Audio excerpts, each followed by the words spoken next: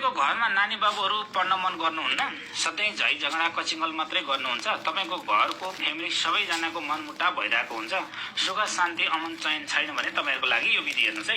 एकदमै सजिलो विधि छ। तपाईहरुले एक प्याकेट यो नुन किनेर ल्याउनुस्। त्यसपछि कालो कपडा पनि आधी मिटर जति ल्याउनुस् र यो ल्याइसकेपछि तपाईले आफ्नो घरको भान्सामा मैले यहाँ कसरी सफा गरिरहेको छु त्यसै गरी एक ठाउँमा सफा गर्नुस्। यो विधि चाहिँ तपाईले खाना खाइसकेर बेलुका सुत्ने बेलामा मंगलबार वा बुधबारको दिन बेलुकी राति गर्नुहोला।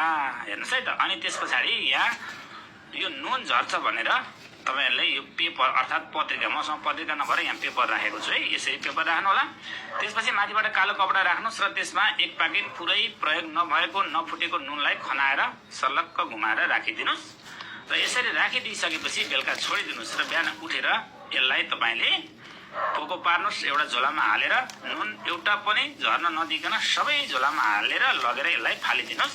तपाईले यहाँ बुझ्नुपर्ने कुरा के छ भने बेलुकी यो ठाउँमा कसैले पनि क्रस गरेर नहिन्नु होला। दायाँ बायाँ माथिबाट यताउति कोही पनि यहाँ जानु हुँदैन। यो नुनमा तपाईको घरमा भएको नेगेटिभ ऊर्जाहरू रातभरिमा सबै भेला भएर बसेको हुन्छ। नराम्रो तत्त्वहरू वास्तुशास्त्र अनुसार नराम्रो तत्त्व यसमा भेला भएर बस्छ। त्यसपछि यसलाई लगेर तपाईले घरदेखि धेरै टाढा परसम्म पुर्याउनुस् र खाली ठाउँ खोजेर खाली ठाउँमा फालिदिनुस्। यो विधि तपाईले महिनामा एक पटक गर्नुस्। मात्र महिनामा एक पटक गर्दै हेर्दै जानुस्। अवश्य तपाईको घरमा सुख शान्ति अमन चयन झै झगडा कचिङ्गल यी सबै हटाएर लिएर जानेछ। नानी बाबुहरूलाई पनि पढ्न मन लाग्ने, ध्यान पढाइमा ध्यान जाने हुन्छ। यो साधारण र सिम्पल विधि यो सबैले गर्न सक्नुहुन्छ। तपाईहरुले प्रयोग गरेर हेर्नुस्।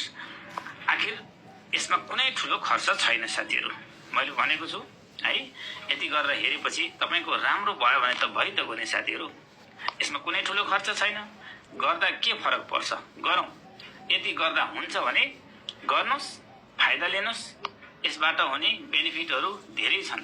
नुनमा नराम्रो तत्त्वहरू आएर बस्छ, त्यसलाई तपाईले फालिसकेपछि बिस्तारै तपाईको घरमा शान्ति छाउँछ साथीहरु।